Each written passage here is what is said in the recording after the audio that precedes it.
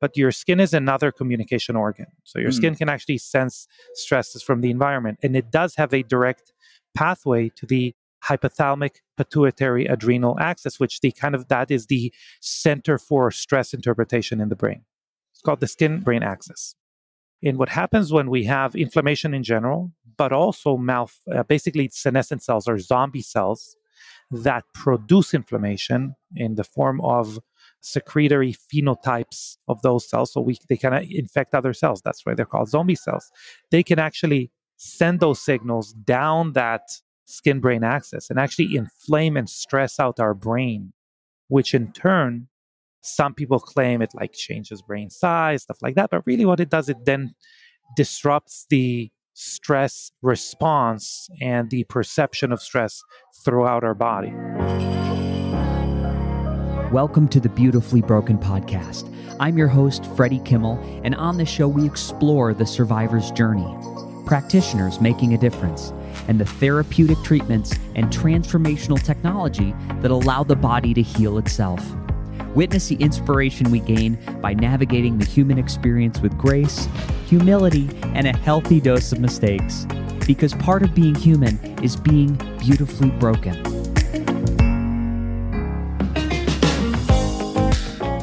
Ladies and gentlemen, welcome to the Beautifully Broken podcast.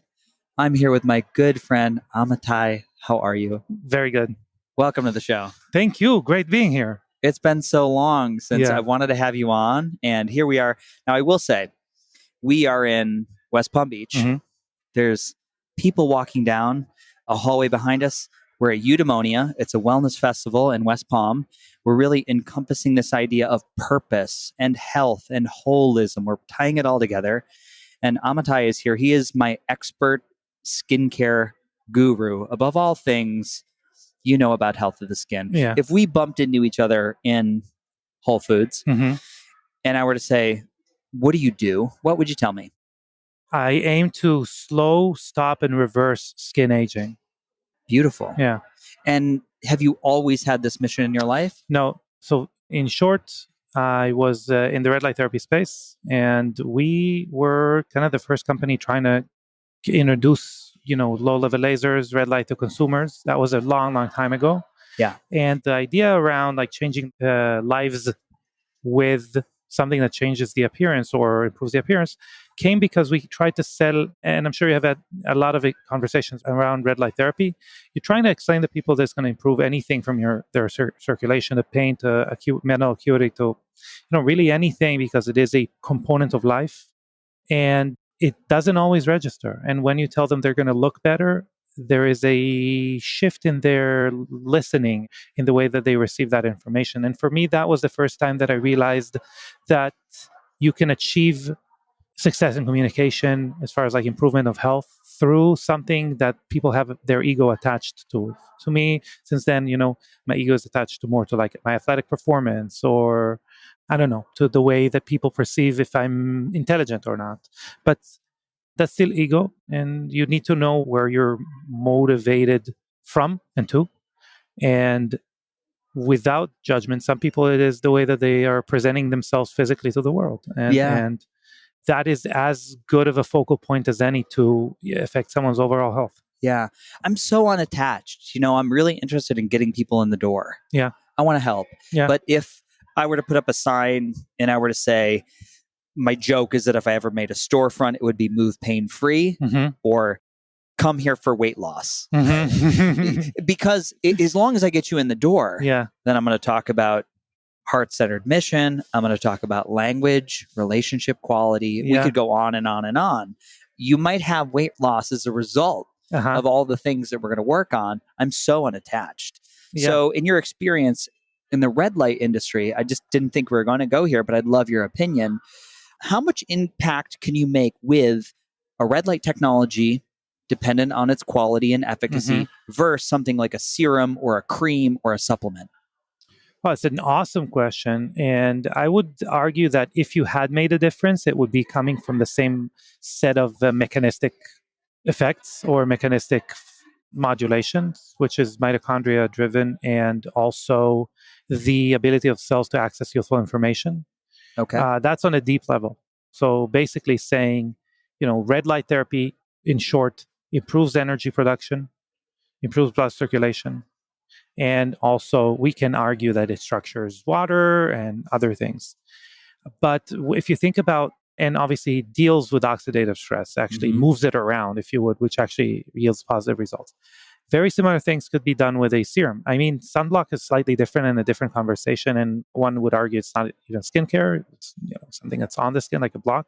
But as far as like positively impacting skin products, that would come from the same place: youthful function and stimulation for repair. Red light does it. I think red light is maybe something people should buy before they invest in skincare products. And the reason is it's because you buy it one time, hopefully for a lifetime, but at least for 5-10 years.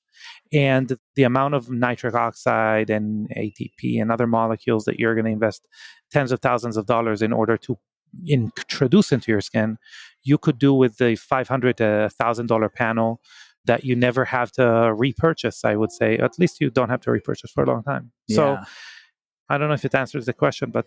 Certainly, yeah. No. I mean, I would just join with you in saying that I have an esthetician I work with in Austin, Texas, who's always like, she's like, and I tell her, she's like, what are you doing for sunblock? And I don't use any at this time. I do believe I should.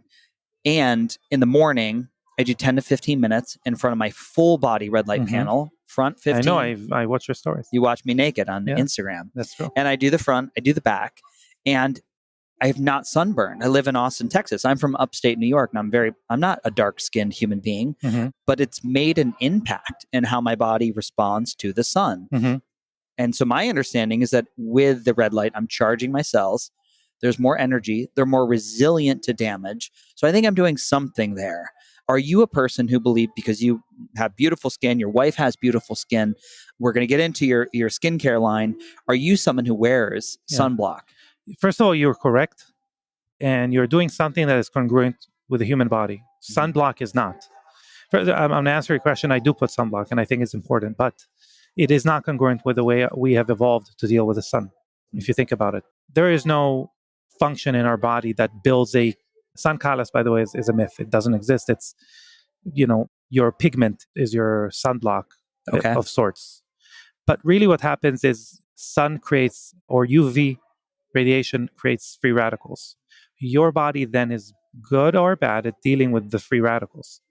It's imperfect because we're not meant to live forever. And this UV also causes mutation in your DNA that are very hard to mitigate with just managing your body's ability to deal with oxidative stress.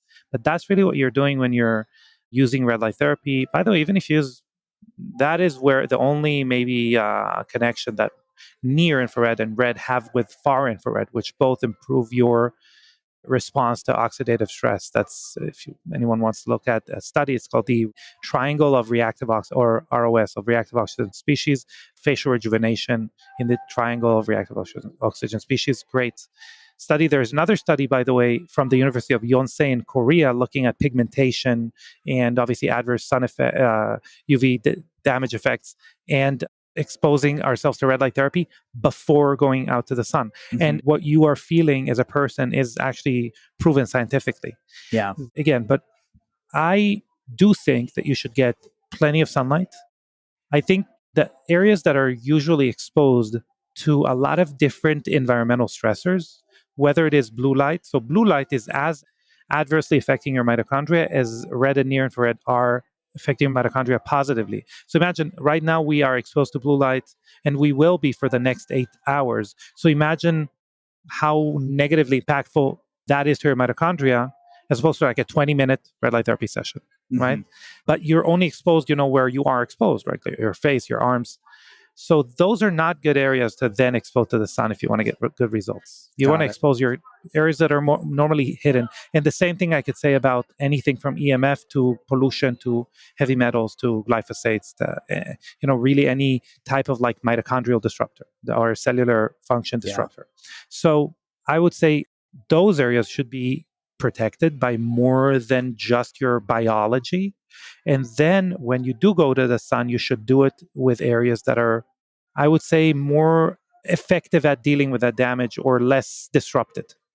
Yeah, that makes a lot of sense to me. Just for the audience at home, when we talk about the body having a negative impact from blue light, what are the primary sources that blue light is coming from in this artificial environment that we live in and all the modern ease that comes with technology design? By the way, blue light obviously is a spectrum in the sun. You get it from the sun. Yes. But that is not the blue light that we are actually talking about. We are talking about what is called high energy visible light, which is normally from, light bulbs, but significantly more from screens and, your phone, computer, things like that. That has, a very odd ratio of blue to other spectra of light, and it doesn't have near far infrared spectrum that kind of balances it out a little bit. So there are now studies showing like pigmentation from like taking selfies. Oh my goodness. Yes. Yeah. So that's just like an idea as far as like why blue light is unhealthy. It curbs mitochondrial function. Yeah. It also produces oxidative stress even from bacteria. So the reason it is good for acne is because it produces oxidative stress, which kills bacteria. The bacteria itself produces an oxygen singlet that destroys it. But in excess, that also affects our skin. Now, I'll just say when you do use blue light for acne, you shouldn't actually use it together with red light. You're kind of counteracting. Yeah. Those, you should probably separate those. Yeah. So interesting. And then I know there's multiple products online right now that you can use to support at a very intense blue light spectrum for acne. There are studies to support that. And at the same time, as we're killing those bacteria that are creating an environment for acne, I imagine that we're impacting some of the beneficial bacteria as well. Yeah. So the spectrum that is used for anti-acne bacteria is specifically to be absorbed by P. acne bacteria. Okay. Not saying that the photon is so smart that the light particle is so smart that it says, no, I'm going to only be exposed or only be absorbed by P. acne bacteria. No, but other bacteria are more absorbent of other parts of the spectrum. But to the most part, it affects a very specific colony or very specific strains, and P. acne bacteria are one of them. And it doesn't necessarily affect the entire organism. Having said that, again, it does affect the mitochondria negatively. You don't want to use blue light willy-nilly, even if you have acne. Like there is a drawback. You're paying something. Got it. Yeah. It's so fascinating, all the ways in which we can work with the body and the cells and the mitochondria. But I want to come back to this idea of when we're supporting the energy of the cell, everything's improving. So you said you started in red light. Yeah. And then you've moved into a supplementation company for the skin. How is the health of our skin interrelated with our internal health? Okay, that's a great question. And I think the lowest hanging fruit is actually detoxification. So if your skin doesn't detoxify well, you are going to suffer. One of the reasons, by the way, that chemical SPF sunblock is not good for you is because it actually impedes some of the detoxification of the skin. But that's a really low hanging fruit, and we kind of know that we need detoxification. We can support it by, again, like sauna. Red light helps as well. There are a few things we can do. But another thing that is less known is the accumulation of cellular debris and senescent cells in the skin that then affects your brain and the rest of the body. And that's something that these are newer series of studies, mainly out of Portugal, that really speak to the health of the skin as an information relaying organ to the brain. Okay, so imagine we use our eyes and our sense of smell. It's very understandable how these relay information to the brain. They're the messengers of the environment to the brain and vice versa.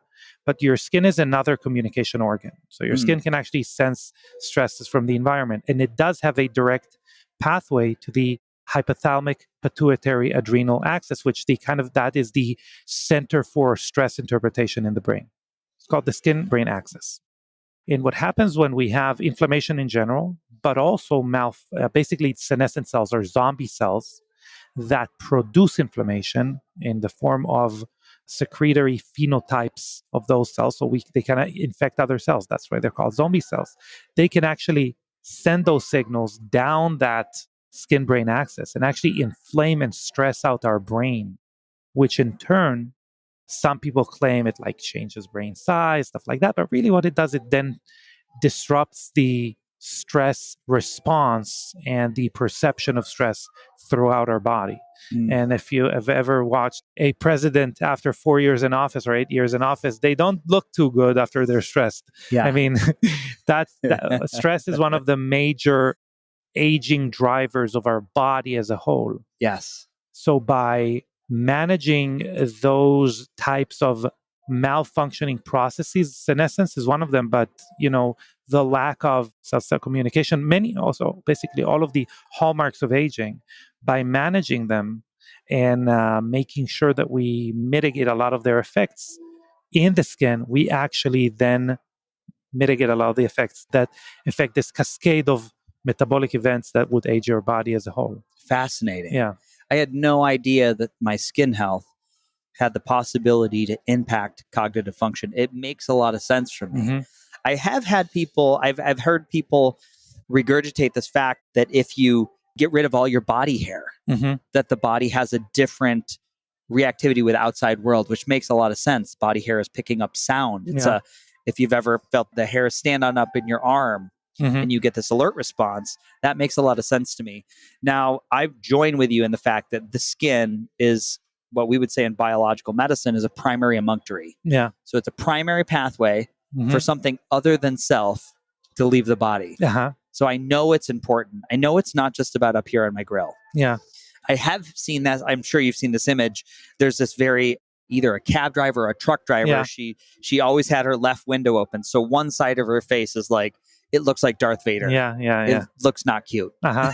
So No bueno.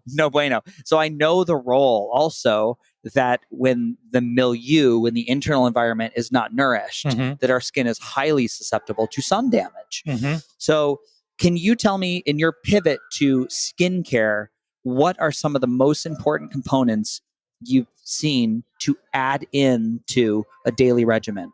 Do you mean externally or as far as diet? Externally. Okay. I think the most, if we go to first principles, like what do we lose? What do we lack? Because Yes. really what we think of aging, especially in the skin, is the accumulation of unrepaired damage. That's really, if you think of what aging is, or how our body experiences aging, it is every time there is damage and it is not being repaired. Mm-hmm. So the two most impactful molecules that you could have are the primary molecules for repair processes in the body, NAD, boosting NAD. And boosting NAD sounds easier than it is, but proper NAD, so NAD precursors, the ability to recycle NAD, and you can do that by using nano-sized precursors. We at Young Goose use them. I'm sure other companies are going to find ways to do it as well. By now, other companies use adjacent molecules that are not that great, but I'm sure there will be companies doing that soon. That's number one. And there is a patent called rejuvenating that helps you recycle NAD. It's not our patent. We're actually working on integrating it into our skincare, and it's a pretty small Swiss manufacturer, so I don't actually know who else is using it. Okay. Maybe from this podcast, other companies are going to use it, but these are two good pathways to kind of use. And the second, or maybe the most important, is autophagy. So for now, we know spermidine is incredible to trigger autophagy. To the extent, by the way, new research is going to come out showing that even in the DNA expression of autophagy, you need to have sufficient spermidine. So it's not only triggering autophagy, which is cellular recycling, the recycling of malfunctioning cells or their parts to newer cells. So it will affect, senescence. So NAD and spermidine together cover the entire gamut of the 12 hallmarks of aging. Okay. So these two are, in my opinion, the most important molecules you could apply on your skin. If you don't want to use our skincare, that's not why we started the company, to push it down everyone's throat. So if you don't want to do it, you want to take your NAD, NMN, or NR supplements. And if it's not in a condensed form tablet, if you just want to pour it into your cream and pour some spermidine into your cream and mix it together, not sure it's the best user experience, but you could do that. But in my opinion, these are the two most important. Do you say with cream because it's fat soluble? Actually, so the NAD in and on its own is not fat soluble because it's not liposomal. If you have a liposomal version, yes, but it is carried well enough. If you mix it immediately and you don't let it degrade, it is carried well enough to be absorbed. Spermidine, like a full spectrum spermidine, is fat soluble. Some of the synthetic versions are defatted and they're not. That's a whole different story. Look for natural sources of spermidine, ones that are not. It's exactly like NAD. You want actually the precursors. Yeah. So the real impactful molecules are ones that turn into spermidine, not necessarily spermidine. So I'll ask you only because I'm sure there's going to be people who have never heard of NAD and never heard of spermidine. So if we just 30 seconds, nicotine adenosine dinucleotide. Nicotinamide adenosine dinucleotide. I was close. Yeah. Give me the elevator pitch on why NAD is important and why we need it for anti-aging. The currency of repair in the body. That's what it is. Okay. I take it away from you, you're dead in 30 seconds. NAD is. So it is what helps us create energy. It allows energy creation, and 600 repair processes in the body, all the repair processes, rely on NAD as a coenzyme, not even for the energy part, as a potentiator. They won't work if they don't have enough NAD. That includes the DNA repair, that includes everything. That's NAD. Spermidine is a fasting mimetic. It tricks cells to think you're fasting. And we know that when you're fasting, cells, instead of like going crazy and splitting and making mistakes, they go back and they fix what's wrong. They recycle the malfunctioning parts. If the cell isn't functioning correctly, the body can recognize it. And what is autophagy, self-eating, it can kind of recycle it. So these two together are the currency and the potential repair and the trigger for recycling and repair. So, yeah. It's such great information. The NAD conversation has been around. I've had Don Moxley on. We've talked about spermidine. The only other thing I want to revisit is senescent cells, because I think that's really interesting. We've not done a deep dive on senescence. You've said zombie cells. Tell me a little bit more about what that looks like in the body and why it's something we should focus on as far as anti-aging and health. So I'm going to say something that I think would interest even people who heard about senescent cells. Senescent was born in the body as a pro-longevity process. So we know that if we take mice and we kind of eliminate the senescent process, they die very early. Okay. Because senescence is basically the body's ability to halt the growth of cells that have completely no idea what they're doing, cells that have lost all their genetic information as far as like how to behave properly. So it's basically cell jail. Okay. Cells can do two things: multiply and die. And if they lose the ability, the knowledge on how to die, because that's part of their information of what they need to do. Cell knows, I need to do 1, 2, and 3, and then I die. Okay. If they don't know how to die, the body has a solution, a compromise where it says, you know what? Okay, don't die, but go there and just don't mess with any other cells. Be in cell jail. So, yeah. Okay. The problem is that it screams out of that jail. And that's what we call it zombie cells. It's because they kind of don't know what they're doing, but also they can infect other cells. So cells work on inertia. Our body works on inertia. Life works on inertia. Inertia stops. Their heart stops, for a while. That you cannot recreate that inertia. So cells work on inertia. Once they're alive and they have the inertia to propel themselves forward, it's not like they stop. So all they create, though, as the senescent cells, is an inflammatory signal that we call SASP, which is the type of inflammatory signal that then disrupts other cells and actually drives them into senescence. Yeah. So that is why we call it zombie cells. So you can really imagine cells that don't function correctly and are left behind, and they're like zombies. So they slow down the whole system. They create damage. They create stress. Yeah. And they accumulate. And one thing that I would say, the more times, so obviously we have a new liver every 2 to 3 years, but we have half a new heart every 25 years. We have a new skin layer if you're young, 14, if you're old, 28 days. Why am I saying all of that? It's because cells divide, or they kind of multiply in different rates. The more cells need to divide and multiply, the more mistakes there are, the more senescent cells you're going to find in that tissue. Skin is obviously very prone to senescence because of that, but also because the skin is inundated with interference from the environment. Yes. It even has more than that. So that is why the skin specifically is a very problematic organ as far as the senescent burden it applies on the body. Yeah. It's a fascinating conversation to have, which I didn't anticipate my brain go. Well, because a lot of times you think skin, you think aesthetics, Yeah. beauty, Uh-huh. not always longevity, health, almost a shield from the environment that does really bear the brunt of a lot of these environmental toxins interface. We can go on and on and on, especially again, we have a lot of modern luxuries and there is a cost to whatever we could, from EMF to interference to flying 3 times a month, right? Radiation exposure. It's so important. Now, when you started out with the skin line and you knew there were things you wanted to include as an entrepreneur, how did you learn about formulation, ratios? I mean, I could only imagine you can probably slather a lot of stuff in a bottle and push it all over your face and maybe not get the desired results. Well, we say in Hebrew, it's a great question, actually. We say in Hebrew, when money meets experience, experience leaves with the money, and the money leaves with experience.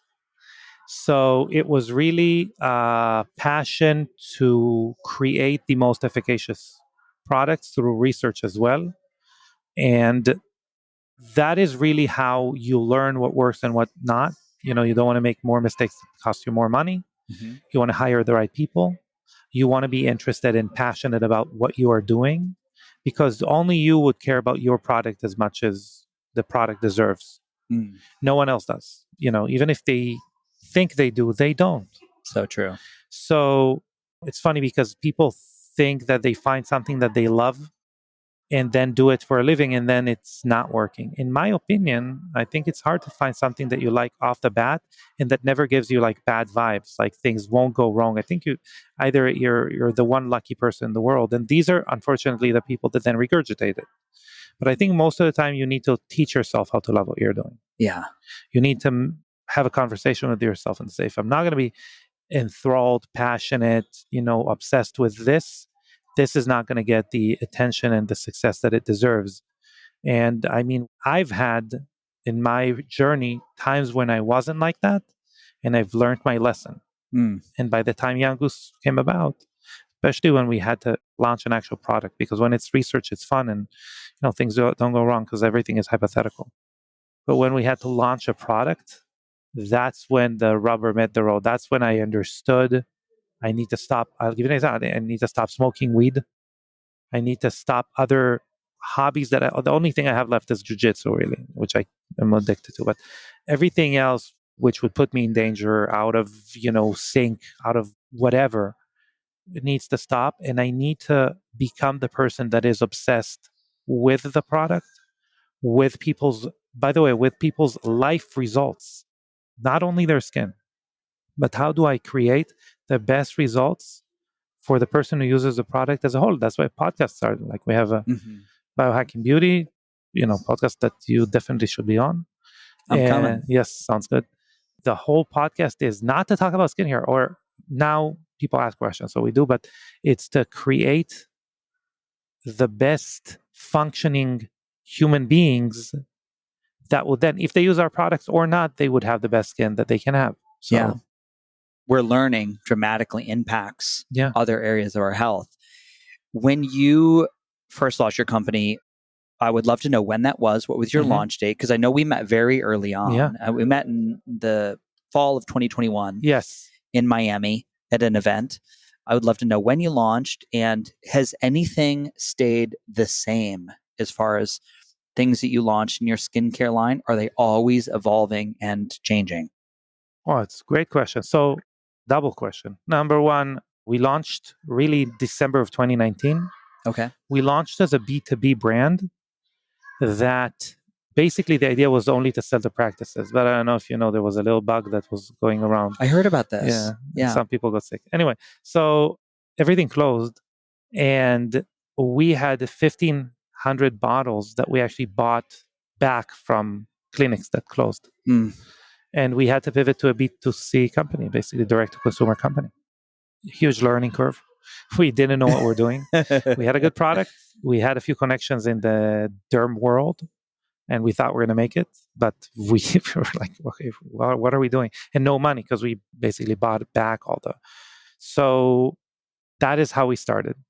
So when you met us, I think it was post-pivot. It was just a few months post-pivot where we said we're going to have to educate people, maybe one by one, but we're going to have to educate people. And back then, NAD no one knew what it is, right? They think we spelled "and" wrong. Yes. I don't know.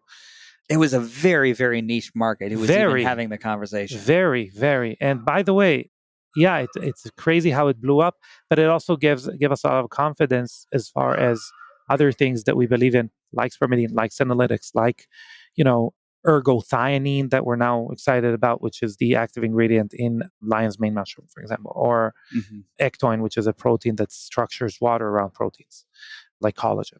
So we are now very confident to say, hey, we know this is going to be big, whatever that is, right? Or exosomes, which we are heavily invested in researching. So that's that. And I think what stayed the same is the relationship between myself and Anastasia, my wife. We still do it together. We love doing it together. It is the best moments of our work when we get to do something together. And another thing that is very uncommon as a company, and actually it's kind of is innovation, is pipeline, is R&D, is taking all the money that the company makes besides, paying our bills, paying our employees, and obviously marketing and stuff like that, goes back to R&D, 100%. If you go to my house, you don't think it's a 9-figure company. No, you don't. We have a little house in Del Rey. That's basically nothing fancy. Yeah. We are obsessed with innovation, and that didn't change. Yeah. Yeah, it's beautiful. Because we're at an event and you're talking to people and I want to let you get back to work, I would love if you had a point to send people. Where do we go and learn about Young Goose? Where can they go to have a deeper dive? And let's start with those two. I'm going to save my last one. Okay, so younggoose.com is the website. Instagram is very good. Instagram is very informative. It's young_goose_skincare. And the podcast is The Deep Dive. It's a biohacking beauty podcast. Really, it is nerding out on, whether, how your body makes vitamin A for your skin and how can you mimic it, to, I don't know, why binaural beats are good for your overall health and your skin, and, anything in between, really.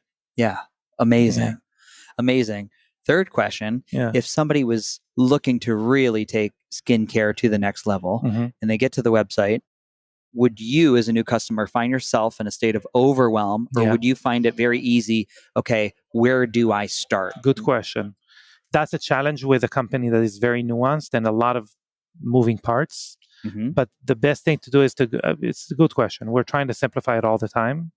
We have a questionnaire, very easy questionnaire. Why? Because there is a supplement company I was trying to get supplements from, and the questionnaire took me 5 minutes. That's a long time for a questionnaire. So maybe more. Anyway, very easy questionnaire. What are you doing? What's your concern? Stuff like that. You get basically 3 systems recommended to you. Very simple, medium, advanced. Choose one of those. Easy peasy. Yeah. Amazing. Where would I start? I don't use anything now. Face wash, adaptogenic cleanser, and Youth Daily moisturizer, which has all of the ingredients that we spoke about today. Okay. Yeah. The moisturizer and the face wash. I take showers, man, but I use very little. I don't have hair. It's such a low maintenance game right now. I understand. But I'm ready to step it up. I'm going to be 50 in 3 years. It's crazy. I know. You look so good. 50. What? But I do feel like an old man a little bit sometimes. Me too.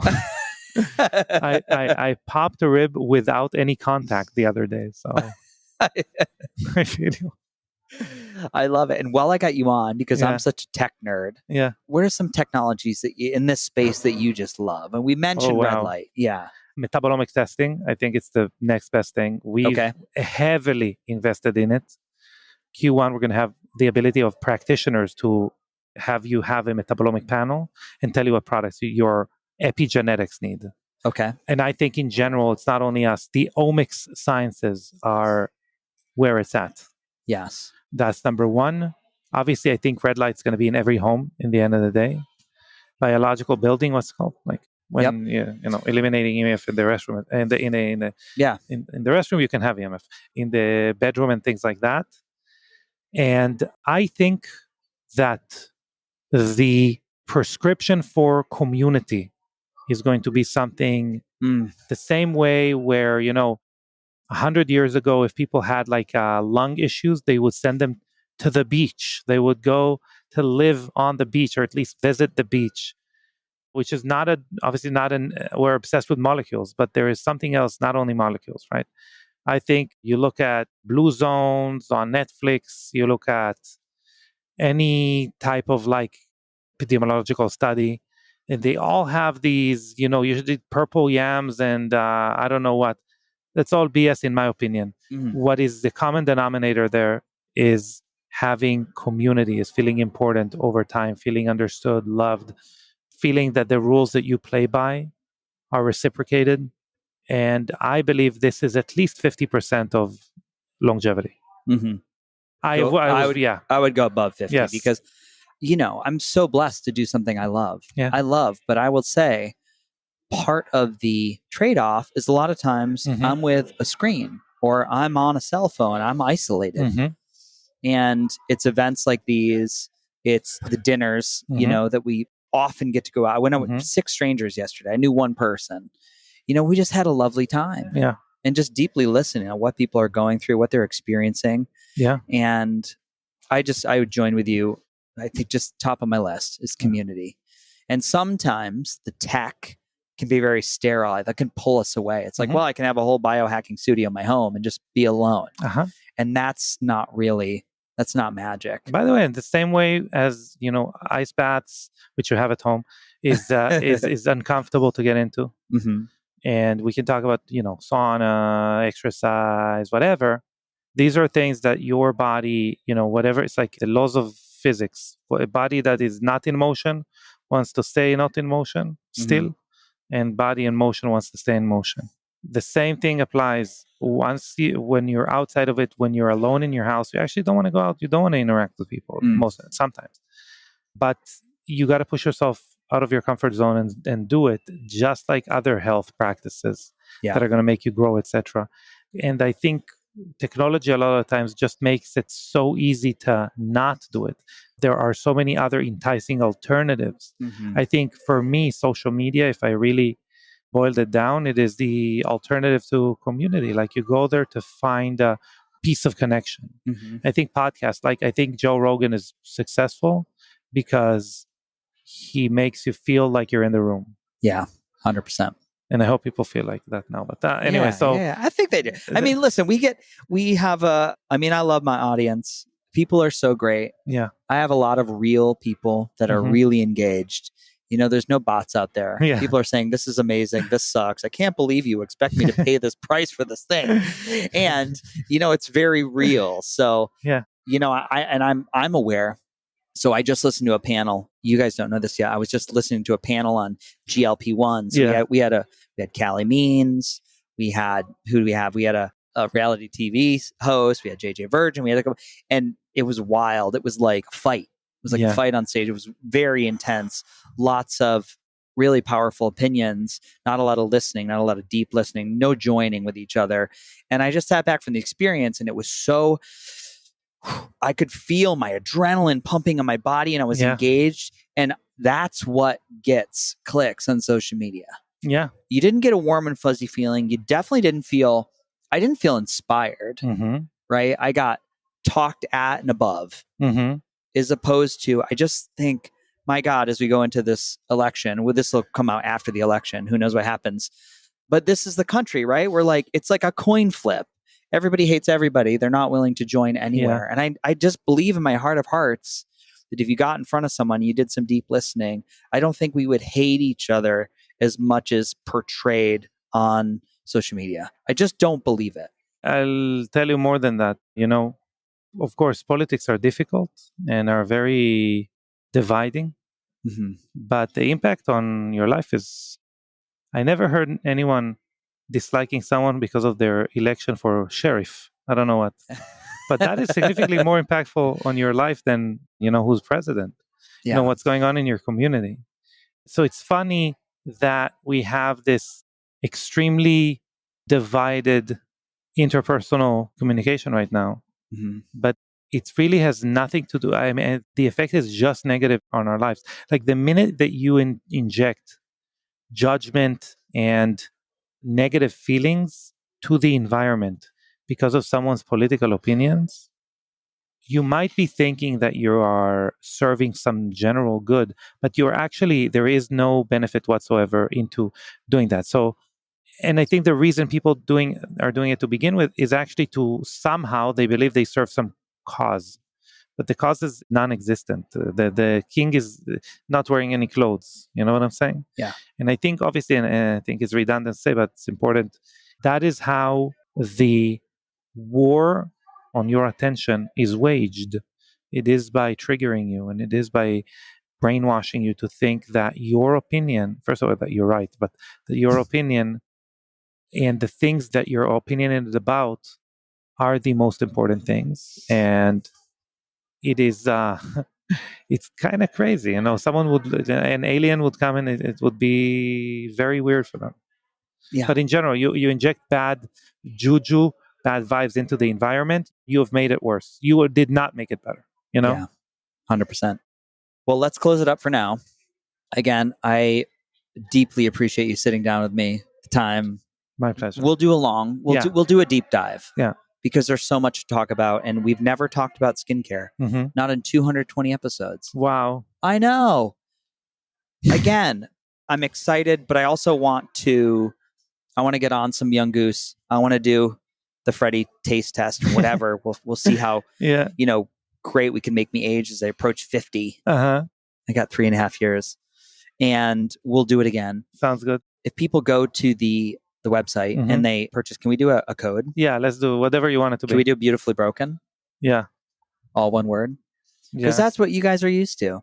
I love you guys. Thank you for being here. Thank you for listening, whether you watch us on Spotify, YouTube, or Apple. If you hear this and you have a moment where, God, Cindy needs to hear this, or Danny, or my cousin Susan, whatever it is, you'd be shocked what conversations spark people into action. I said at the top of the show, it's about how do you get people in the door and get them excited about what's possible with the human body. This could be the one. So share, like, subscribe, leave us a comment. This is my good friend Amitay. We will link the podcast. Sounds good. We will link your show, and we will link the website. We'll put a code up here. I'll do an intro this. You're going to hear all this at the top of the show anyway, but big love. We're out. Thank you. Bye, guys. Team. After battling Lyme disease and cancer for 20 years, I'm always on the lookout for cutting-edge ways to slow biological age and repair damaged tissue. A key factor is our body's ability to produce stem cells, a process that unfortunately declines sharply after age 30. In fact, age-related disease can reduce your stem cells by up to 50%. This is where Stem Regen comes in. This is a stem cell booster that has personally helped me, increasing circulating stem cells by up to 300 million in 1 month. You heard that right. Stem Regen optimizes your body's repair system using powerful adaptogens to naturally enhance the stem cell production within the body. For full scientific deep dive research, you can check out episode 179 with founder Christian Drapeau. And I'm excited to share that Stem Regen offers a 30-day money-back guarantee on purchases through the official website. You can use code BeautifullyBroken for $30 off your first order. Let's go, let's grow, let's repair. Ladies and gentlemen, let's take a break from the show and allow me to get up on a soapbox. I want to spotlight Silver Biotics Wound Gel. This is a product that is an antimicrobial layer that helps with cuts, lacerations, skin irritations, and first and second degree burns. So it utilizes silver sol technology, which we've talked about. This is the ability to steal electrons from pathogens, making it more effective in the body.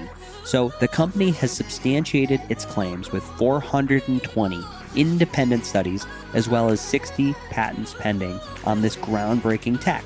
So I endorse it because it works, but also due to the extensive research and scientific validation the company has done. So in an independent in vitro report, this is very important, we compared Armor Gel to 7 other similar skincare products, such as triple antibiotic ointment, the standard of care. The study focused on the kill rate for MRSA, VRE, E. coli pathogens responsible for severe emergency room infections. Within a 4-hour window, Armor Gel completely neutralized the pathogens, and this was a feat that was unmatched by any other product in the study. So the Silver Biotics Wound Gel stands out not only for its performance, but actually its price point. So this is a must-have for moms, for coaches, nurses, doctors, anybody concerned about the body's largest organ, the skin. And in today's environment, I just saw a fact where MRSA infections are up 35% since 2020. This is crucial. So we just need to be prepared. Don't wait for an emergency room trip. This is something to have in your cupboard. It's under $20 and you get 30% off using the code Beautifully Broken at checkout. This company is giving this to you at cost by using this code, and they are not only a sponsor of the podcast, but they are friends, and I support what they're doing in the world.